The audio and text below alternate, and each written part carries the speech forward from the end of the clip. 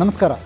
ಒಂದು ಕಡೆ ಯಡಿಯೂರಪ್ಪನವರು ಈಗಲೋ ಆಗಲೋ ನಾನು BJP ಜೊತೆ ಕೈ ಜೋಡಿಸ್ತೀನಿ, ಮತ್ತೆ ಕೇಂದ್ರದಲ್ಲಿ ಅಧಿಕಾರಕ್ಕೆ ಬಂದುಬಿಡ್ತೀನಿ, ಮಂತ್ರಿ ಆದರೂ ಆಗ್ಬೋದು, ಕೇಂದ್ರ ಮಂತ್ರಿ ನರೇಂದ್ರ ಮೋದಿ ಅವರ ನೇತೃತ್ವದಲ್ಲಿ ಇನ್ನೇನು NDA ಸರ್ಕಾರ ಅಧಿಕಾರಕ್ಕೆ ಬಂದೇ ಬಿಡ್ತು ಅನ್ನೋ ಕನಸನ್ನು ಕಾಣ್ತಾ ಇದ್ದರೆ, ಇನ್ನೊಂದು ಕಡೆ ಅದೇ ರೀತಿ ಮುಖ್ಯಮಂತ್ರಿ ಆಗಬೇಕು ಅಂತ ಅನೇಕ ದಿನಗಳಿಂದ ಕನಸು ಕಂಡಿದ್ದಂಥ ಸಿದ್ದರಾಮಯ್ಯನವರು ಕೊನೆಗೂ ಮುಖ್ಯಮಂತ್ರಿ ಆದರು.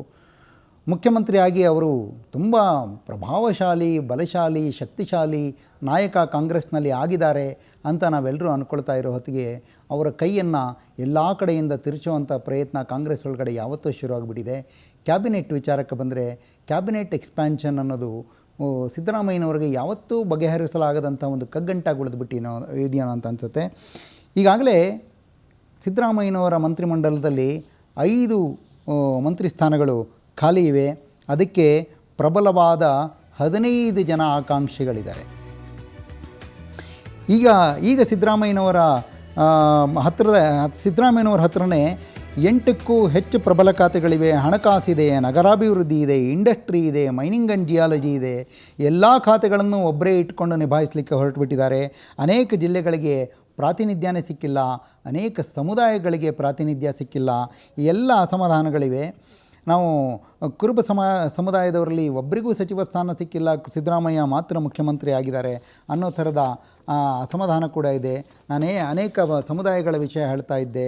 ಬಲಿಜ ಸಮುದಾಯ, ಮರಾಠಿಗರು, ಇವರು ಎಲ್ರಿಗೂ ಅವಕಾಶ ವಂಚನೆಯಾಗಿದೆ. ಇದ್ರ ಜೊತೆಗೆ ಸೀನಿಯರ್ಗಳಿಗೆ ಪ್ರಾತಿನಿಧ್ಯ ಸಿಕ್ಕಿಲ್ಲ ಅನ್ನೋ ಮಾತು ಕೂಡ ಇದೆ.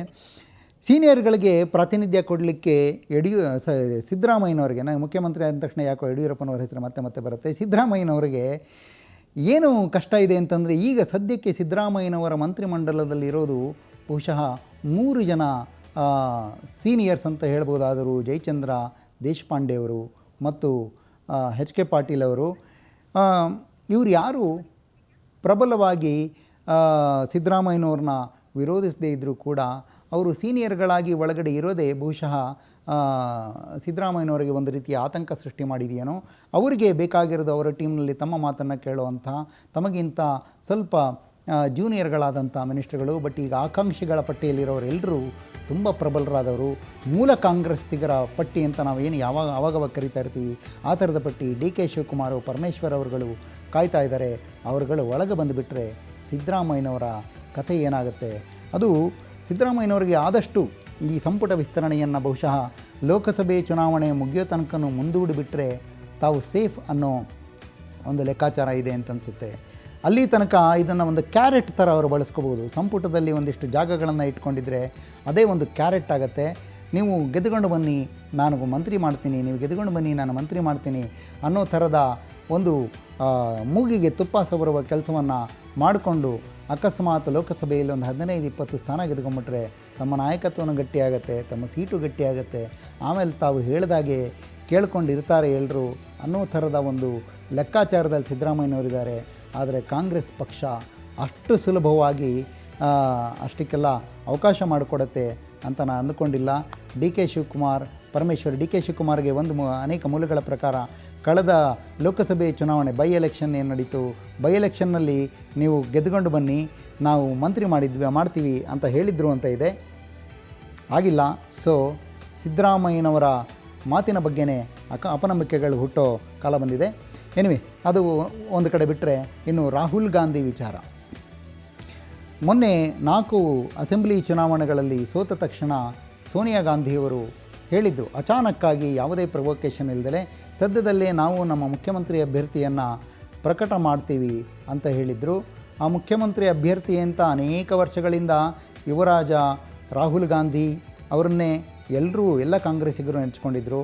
ಬಹುಶಃ ಇನ್ನೇನು ರಾಹುಲ್ ಗಾಂಧಿಯ ಅನಾಯಿಂಟ್ಮೆಂಟ್, ರಾಹುಲ್ ಗಾಂಧಿಯೇ ಮುಂದಿನ ಪ್ರಧಾನಿ ಅಭ್ಯರ್ಥಿ ಅಂತ ಹೇಳೋ ಥರದ ಕಾಲ ಬಂದಿದೆ ಅನ್ನೋ ಥರದ ರಿಪೋರ್ಟ್ ಬರ್ತಿದೆ. ಇದ್ರ ಬಗ್ಗೆ ಮಾತಾಡಲಿಕ್ಕೆ ನಮ್ಮ ಜೊತೆ ನೇರ ಸಂಪರ್ಕದಲ್ಲಿ ದೆಹಲಿಯಿಂದ ನಮ್ಮ ಪ್ರತಿನಿಧಿ ಪ್ರಶಾಂತ್ ನಾತು ಇದ್ದಾರೆ. ಪ್ರಶಾಂತ್, ಏನಿದು ಸುದ್ದಿ?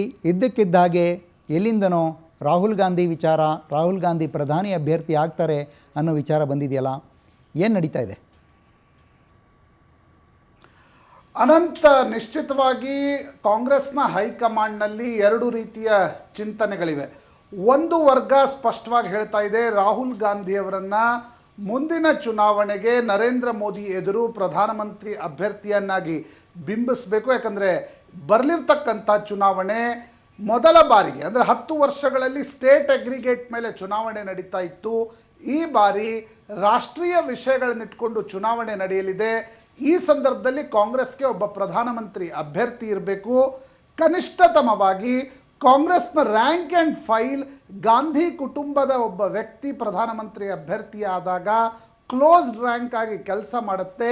ಇದರ ಲಾಭ ಕಾಂಗ್ರೆಸ್ಗೆ ಆಗಬಹುದು ಅಂತಕ್ಕಂಥದ್ದು ಒಂದು ಕಡೆಯಾದರೆ, 4 ರಾಜ್ಯಗಳ ಚುನಾವಣೆಗಳ ಸೋಲಿನ ನಂತರ ಮೊದಲ ಬಾರಿ ರಾಹುಲ್ ಗಾಂಧಿ ನೇತೃತ್ವದ ಮೇಲೆ ಪ್ರಶ್ನಾರ್ಥಕ ಚಿಹ್ನೆಗಳು ಮೂಡ್ತಾ ಇವೆ. ಈ ಕಾರಣದಿಂದ ಕೂಡ ಇದನ್ನು ಸ್ವಲ್ಪ ಮಟ್ಟಿಗೆ ಕಡಿಮೆ ಮಾಡಲು ಪ್ರತಿಯೊಬ್ಬ ನಾಯಕನೂ ಕೂಡ ರಾಹುಲ್ ಜಪ ಮಾಡ್ತಾ ಇರುವಂತೆ ತೋರಿಸಿ ರಾಹುಲ್ ಗಾಂಧಿ ಕಾಂಗ್ರೆಸ್ನ ಏಕಮೇವ ದ್ವಿತೀಯ ನಾಯಕ ಅಂತಕ್ಕಂಥ ತೋರಿಸ್ತಕ್ಕಂಥ ಪ್ರಯತ್ನವೂ ನಡೀತಾ ಇದೆ. ನಮಗೆ ಬಂದಿರತಕ್ಕಂಥ ಮಾಹಿತಿಗಳ ಪ್ರಕಾರ ಇನ್ನೂವರೆಗೂ ಕೂಡ ಯಾವುದೇ ನಿಶ್ಚಯವಾಗಿಲ್ಲ. ಟೆಸ್ಟಿಂಗ್ ದ ವಾಟರ್ ಕೂಡ ಕಾಂಗ್ರೆಸ್ ಬಹುಶಃ ಕರೆಕ್ಟ್. ಅದನ್ನು ಪದೇ ಪದೇ ಕಾಂಗ್ರೆಸ್ ಹೈಕಮಾಂಡ್ ಮಾಡ್ತಾ ಇರುತ್ತೆ. ಏನಾದ್ರು ಕೆಲಸ ಮಾಡಬೇಕು ಅಂದಾಗ ಒಂದು ಹೇಳಿಕೆಯನ್ನು ಯಾರ ಮೂಲಕನೋ ತೇಲಿ ಬಿಟ್ಟುಬಿಡೋದು, ಹೌ ಪೀಪಲ್ ರಿಯಾಕ್ಟ್ ಅಂತ ನೋಡ್ಕೊಳ್ಳೋದು, ಆಮೇಲೆ ಡಿಸಿಷನ್ ತೊಗೊಳ್ಳೋದು.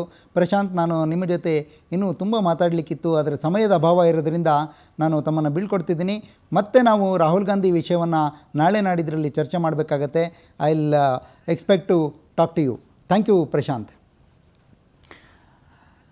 ಲಾಲೂ ಪ್ರಸಾದ್ ಯಾದವ್ ಜೈಲಿನಿಂದ ಹೊರಗೆ ಬಂದಿದ್ದಾರೆ. ಹೊರಗೆ ಬರ್ತಾ ಇದ್ದ ಹಾಗೆ ನಿತೀಶ್ ಕುಮಾರ್ ಅವರಲ್ಲಿ ಒಂದು ರೀತಿಯ ತಲ್ಲಣವನ್ನು ಮತ್ತು ಕಾಂಗ್ರೆಸ್ ಪಾಳೆಯದಲ್ಲಿ ಒಂದು ರೀತಿಯ ಕನ್ಫ್ಯೂಷನನ್ನು ಹುಟ್ಟುಹಾಕಿಬಿಟ್ಟಿದ್ದಾರೆ.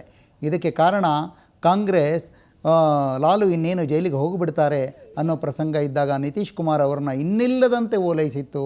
ಅವ್ರನ್ನ ವಾಚಾಮಗೋಚರವಾಗಿ ಪಬ್ಲಿಕ್ಕಾಗಿ ಹೊಗಳಿಲ್ಲ ಅನ್ನೋದು ಬಿಟ್ಟರೆ, ನಿತೀಶ್ ಕುಮಾರ್ ಅವ್ರ ಜೊತೆ ನಾವು ಸಖ್ಯ ಮಾಡೋದು ನಿಜ ಅನ್ನೋ ಥರದ, ಸತ್ಯ ಅನ್ನೋ ಥರದ ಒಂದು ವಾತಾವರಣವನ್ನು ಸೃಷ್ಟಿ ಮಾಡಿತ್ತು. ಈಗ ಲಾಲು ಹೊರಗೆ ಬಂದಿದ್ದಾರೆ. Lalu commands Yadav votes. ಯಾದವರದ್ದು ಸುಮಾರು 15% ವೋಟ್ ಬಿಹಾರದಲ್ಲಿದೆ. 15% ಯಾದವರ ವೋಟು ಮತ್ತು ಸುಮಾರು 12% ಮುಸ್ಲಿಂ ವೋಟುಗಳು ಬಿಹಾರದಲ್ಲಿವೆ. ಇವೆರಡು ತುಂಬ ಕೀ ವೋಟಿಂಗ್ ಸೆಕ್ಟರ್ಸ್ ಅಂತ ನಾವು ಅನ್ಕೋಬೋದಾಗಿರುವಂಥದ್ದು. ಇವೆರಡರ ಮೇಲೂ ನಿತೀಶ್ ಕುಮಾರ್ ಅವರ ಗಮನ ಕೂಡ ಇದೆ, ಯಾದವ್ ಗಮನ ಕೂಡ ಇದೆ. ಲಾಲು ಯಾದವ್ ಅವರದ್ದು. ಲಾಲು ಯಾದವ್ ಬಿಡುಗಡೆಗೊಂಡ ನಂತರ ಯಾದವ್ ಸಮುದಾಯದ ಮತಗಳು ಹಂಚಿ ಹೋಗ್ತವೆ ಅಂತ ಏನು ಎಕ್ಸ್ಪೆಕ್ಟ್ ಮಾಡ್ತಾಯಿದ್ರು ಕಾಂಗ್ರೆಸ್ ಮತ್ತು ಬಿ ಜೆ ಪಿಯವರು, ಅದು ಬಹುಶಃ ಸುಳ್ಳಾಗಬಹುದು. ಮತ್ತು ಕಳೆದ ಚುನಾವಣೆಯಲ್ಲಿ, ಅಸೆಂಬ್ಲಿ ಚುನಾವಣೆಯಲ್ಲಿ JDU ಗೆದ್ದಿದ್ದು ಬರೀ 22% ವೋಟು. ಲಾಲೂ ಪ್ರಸಾದ್ ಯಾದವ್ ಅವರ ಪಕ್ಷ ಗೆದ್ದಿದ್ದು 19% ವೋಟು. ಕಾಂಗ್ರೆಸ್ 11% ಗೆದ್ದಿತ್ತು. ಲಾಲೂ ಪ್ರಸಾದ್ ಯಾದವ್ ಅವರು ಕಾಂಗ್ರೆಸ್ಸಿನ ಸಖ್ಯ ಮಾಡಿಕೊಂಡಿರಲಿಲ್ಲ, ಸೋತಿದ್ದರು. ಹಾಗಾಗಿ ಅನೇಕ ಸಾಧ್ಯತೆಗಳು ನಮಗೆ ಅಲ್ಲಿ ಕಾಣಿಸ್ತಾ ಇವೆ. ಲಾಲೂ ಪ್ರಸಾದ್ ಯಾದವ್ ಅವರ ಬಿಡುಗಡೆಯಿಂದ ಮಾತಾಡಲಿಕ್ಕೆ ಇನ್ನು ತುಂಬ ವಿಷಯಗಳಿವೆ. ನಾನು ಹೇಳಿದೆ, ಚಿತ್ರದುರ್ಗದಲ್ಲಿ ಒಂದು ಹಬ್ಬ ನಡೆಯುತ್ತೆ, ಅದರ ಬಗ್ಗೆ ಮಾತಾಡಬೇಕು ಅಂತ ಹೇಳಿದ್ದೆ. ತೆಲಂಗಾಣದ ವಿಷಯದ ಬಗ್ಗೆ ಮಾತಾಡಲಿಕ್ಕಿತ್ತು. ಆದರೆ ಎಲ್ಲ ವಿಷಯಗಳ ಬಗ್ಗೆ ಮಾತಾಡಲಿಕ್ಕೆ ಕೂತರೆ ಸಮಯ ಇವತ್ತಿನ ಮಟ್ಟಿಗೆ ಸಾಕಾಗ್ತಾ ಇಲ್ಲ. ಹಾಗಾಗಿ ನಾನು ಇವತ್ತಿನ ಈ ಕಾರ್ಯಕ್ರಮವನ್ನು ಇಲ್ಲಿಗೆ ಮುಗಿಸ್ತಾ ಇದ್ದೀನಿ. ನಾಳೆ ಮತ್ತೆ ಸಂಪಾದಕೀಯದಲ್ಲಿ ಸಿಗ್ತೀನಿ. ಇನ್ನು ಅನೇಕ ವಿಚಾರಗಳ ಕಡೆ ಒಂದು ಸಲ ಗಮನ ಹರಿಸಿ ಅವುಗಳನ್ನು ಅರ್ಥ ಮಾಡ್ಕೊಳ್ಳೋ ಪ್ರಯತ್ನ ಮಾಡೋಣ. Good night.